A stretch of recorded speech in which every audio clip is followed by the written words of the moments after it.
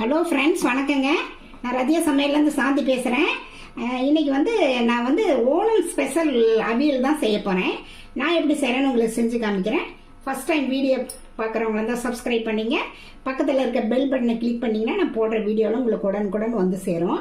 வாங்க வீடியோக்குள்ளே போகலாம். இதில் நம்ம என்ன காய்கறி வேணாலும் போகலாம். ஒரு 10 காய் 9 காய் என்ன வீட்டில் என்னென்ன நம்ம காய் வச்சுருக்கோமோ அது எல்லாமே நம்ம ஆட் பண்ணிக்கலாம்.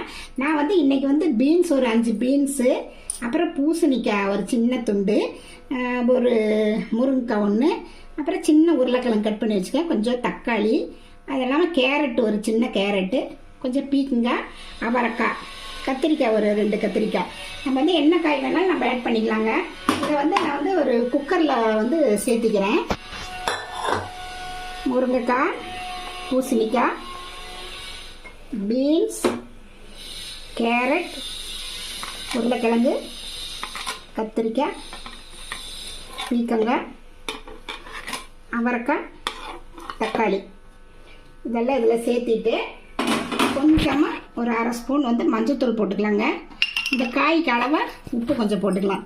போட்டுட்டு ஒரு 1/2 டம்ளர் இது மிதங்குற அளவுக்கு தண்ணி ஊற்றி ஒரே ஒரு விசில் விட்டு எடுத்துக்கலாங்க.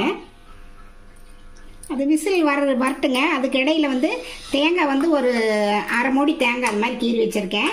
இது கூட நம்ம பூண்டு ஒரு 6-7 பூண்டு வச்சுருக்கேன். சின்ன வெங்காயம் ஒரு 5-6 சின்ன வெங்காயம், ஜீரகம் ஒரு 1/2 ஸ்பூனு, பச்சை மிளகாய் 3, கருவேப்பிலை இதெல்லாம் போட்டு தண்ணி ஊற்றாமல் அப்படியே குறைன்னு அரைச்சிக்கிட்டு வந்துடலாங்க. பாருங்கள், விசில் அடங்கிடுச்சு. இதை நம்ம மறுபடியும் அடுப்பில் அப்படியே வச்சு சிம்மில் வச்சுக்கலாங்க. பாருங்கள், காயெல்லாம் எப்படி நல்லா வெந்துருச்சு, நல்லா குழையவே வெந்துருச்சு.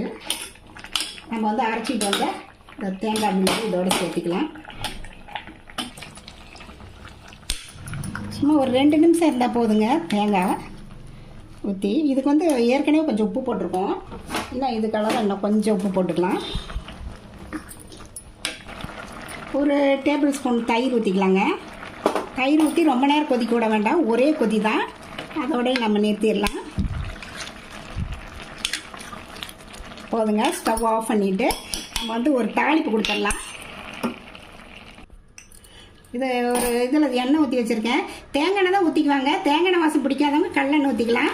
ஒரு ஸ்பூன் கடுகு போட்டிருக்கேன், உளுத்தம்பருப்பு,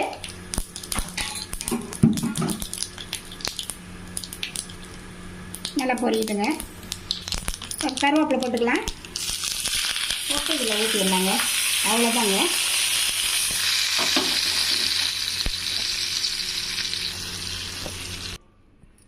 பாருங்கள், பார்க்கவே எப்படி இருக்குன்ட்டு.